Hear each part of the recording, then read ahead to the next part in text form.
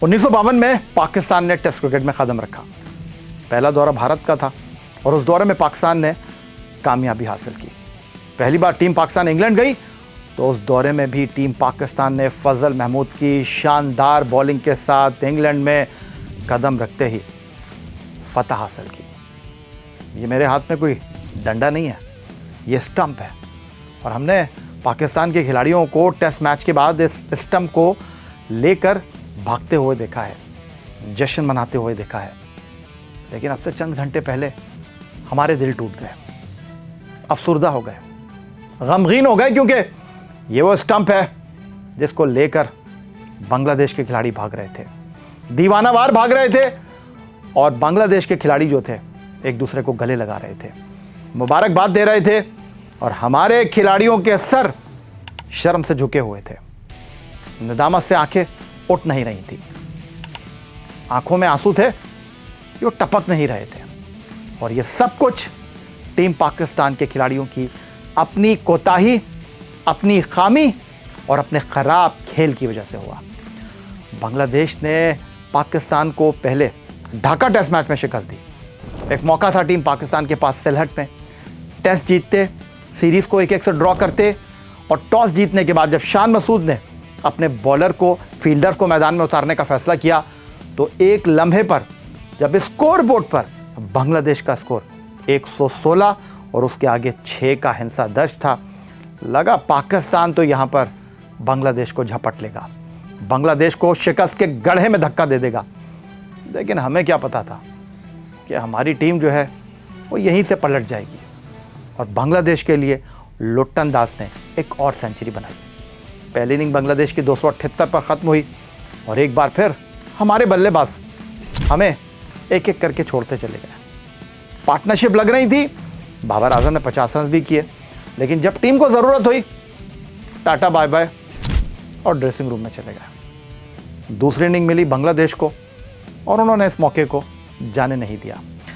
तजुर्बेकार मुशफ़िकुर रहीम ने शानदार सेंचुरी बनाई। बांग्लादेश ने दूसरी इनिंग में 390 रन बनाकर स्कोर बोर्ड पर पाकिस्तान को 437 रन का पहाड़ जैसा हदफ दे दिया।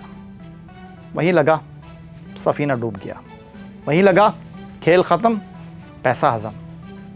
लेकिन जिनके ऊपर भरोसा था, अब्दुल्ला फजल, आज़ान अवैस, जो पाकिस्तान के लिए इस दौरे की दरियाफ्त कहे जा सकते हैं, वो टिके नहीं, लेकिन बाबर आजम और शान मसूद टिक गए। अहमद शहजाद ने ठीक कहा कि जब आपके ऊपर इतने बड़े हदफ को हासिल करने के लिए दबाव नहीं होता तो परफॉर्मेंस निकल कर आती है। ये तनकीद नहीं है, ये सच है और सच हमेशा कड़वा होता है। शान मसूद ने 50 किए, बाबर 50 से थोड़ा देर पहले चले गए, आगा ने 50 किए, रिजवान ने 50 किए। उम्मीद के चिराग एक बार फिर रोशना होने लगे। हमें लगा कि शायद हम तारीख रकम कर देंगे। वो जो वेस्ट इंडीज़ ने किया है, 400 से ज़्यादा रन बनाकर 2003 में ऑस्ट्रेलिया को एंटीगा में शिकस्त दी थी, हम शायद उससे 2-4 हाथ आगे चले जाएंगे। बांग्लादेश को 437 रन बनाकर एक तारीख रकम कर देंगे। और जब 5वें दिन का खेल शुरू हुआ, जिस तरह साजिद खेल रहे थे, जिस तरह रिजवान खेल रहे थे, उम्मीद बढ़ती जा रही थी, हौसले बुलंद हो रहे थे। लेकिन फिर वही हुआ, जहां हमने ऊपर देखना शुरू किया, हमारे पांव से कालीन खींच ली गई और पाकिस्तान ये टेस्ट मैच हार गया। बांग्लादेश ने पाकिस्तान को मुसलसल चौथे टेस्ट मैच में शिकस्त का कड़वा घूंट पीने पर मजबूर कर दिया। नए कोच, पुराने कप्तान, नई मैनेजमेंट, नया मैदान, किस्मत पाकिस्तान की बदली नहीं।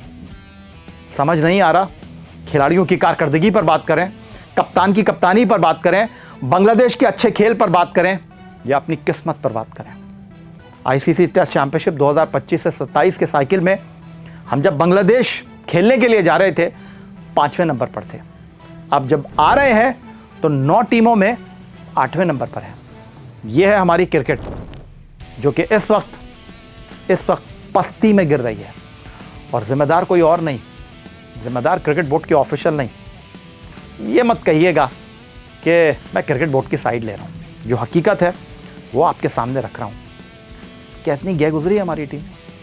कम से कम सिलहट टेस्ट की पिच को देखने के बाद तो आप ये नहीं कह सकते कि इस पिच के ऊपर जहां बांग्लादेश के लिए तेजुल इस्लाम ने एक और पंजा लगाया, वहां पर स्पिनर का राज था।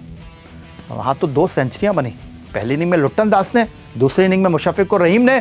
पाकिस्तान की दूसरी इनिंग में 300 से ज़्यादा रन इस बात की गम्माज़ी कर रहे हैं कि इस पिच पर खेलने वालों के लिए बहुत कुछ था, ना खेलने वालों के लिए बहुत सारे उज़्र थे।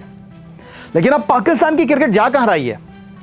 अंधेरों में, गहरी घुप खाई में गिर रही है। क्योंकि टेस्ट क्रिकेट में ना हमारे कदम जम रहे हैं, ना हमारे बल्लेबाज रुक रहे हैं, ना हमारे बॉलर गेंद डाल पा रहे हैं। हम फंसते जा रहे हैं नाकामियों की दलदल में। इस दलदल से निकालेगा कौन पाकिस्तान क्रिकेट को? हमारे खिलाड़ी। लेकिन अफसोस के साथ कहना पड़ता है, ना उनके पास टेम्परामेंट है, ना उनके पास जोश है, ना उनके पास जज्बा है, ना टीम को जिताने की इंतहाई माजरत के साथ अहलियत। ये अहलियत होती, सलाहियत होती तो बांग्लादेश से 2 मैचों में नाकामी का तौख, शिकस्त का अपने गले में डालकर एयरपोर्ट नहीं जा रहे होते। करना क्या है? एहतिसाब। एहतिसाब कड़ा होना चाहिए पाकिस्तान क्रिकेट बोर्ड के सरबराह सैयद मोहसिन रजा नकवी को। जिस तरह उन्होंने सेंट्रल कॉन्ट्रैक्ट 2025-26 बनाते हुए एक बड़ा फैसला किया था। सेंट्रल कॉन्ट्रैक्ट की एक कैटेगरी में किसी को रखा ही नहीं था। किस बुनियाद पर रखते? परफॉर्मेंस है, ये परफॉर्मेंस है पाकिस्तान टीम की, ये कारकर्दगी है पाकिस्तान टीम की। और अब मैं यही कहूंगा, कोई मुकाबला नहीं किया टीम ने। मैं ये कहने पर हक बजाने बहुत कह लिया यार हमने कि जनाब 2-4 हाथ लबे बाम रह गए, ये टीम लड़कर हारी। और भाई कब तक? हर बार हार जाते हैं। घर में 2-0 से हार गए, बाहर जाकर 2-0 से हार गए। पहले तो ये होता था कि ऑस्ट्रेलिया जाकर हार गए, समझ आता था। सीने के ऊपर तेज ऊंची उछाल वाली गेंदें आती थी। इंग्लैंड की सीम एंड स्विंग कंडीशन में हमारे कदम लड़खड़ा जाते थे। साउथ अफ्रीका की बाउंसी ट्रैक के ऊपर हमारे बैट्समैन इम्तिहान में फेल हो जाते थे। यार अब आप बांग्लादेश से भी नहीं जीतेंगे, इस पर सिर्फ अफसोस है। और बकौल शायर, दिल के फपोले जल उठे सीने के दाग से, इस घर को आग लग गई घर के चिराग से।